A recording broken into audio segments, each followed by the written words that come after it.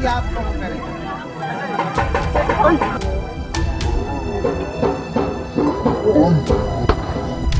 এমন ঘটনা হয়তো সিনেমায় দেখেছেন। বিয়ের ঠিক আগ মুহূর্তে কনে মণ্ডপ ছেড়ে পালিয়ে যায়।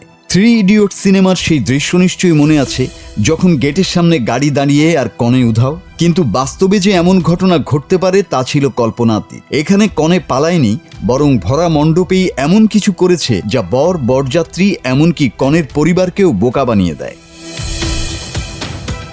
এই চমকে দেয়া ঘটনাটি ঘটেছে 28 এপ্রিলের মাঝরাতে। বেশ ধুমধাম করে বিয়ের বরযাত্রা পৌঁছায় কনের বাড়িতে। চারিদিকে আতশবাজি, অতিথিরা খাওয়া দাওয়ায় ব্যস্ত।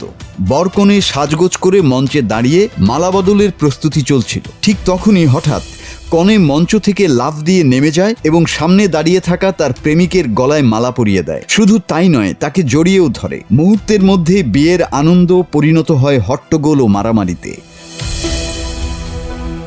কনের পক্ষ থেকে মেয়েটি এবং তার প্রেমিকাকে মারধর করা হয়। অপমান ও প্রতারণার এই ঘটনা মেনে নিতে পারেনি বর। তিনি সঙ্গে সঙ্গে বিয়ে করতে অস্বীকার করেন। কনেকে দেয়া গয়না ও মোবাইলও ফিরিয়ে নেওয়া হয়। শেষ পর্যন্ত বরযাত্রীরা খালি হাতে ফিরে যেতে বাধ্য হয়।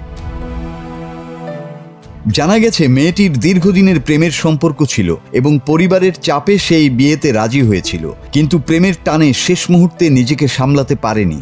ভারতের মধ্যপ্রদেশে ঘটে যাওয়া ঘটনাটি এখন থানা পর্যন্ত পৌঁছেছে।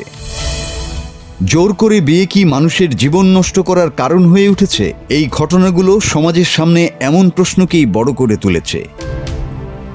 মাসুদ হাসান, বাংলা টিভি।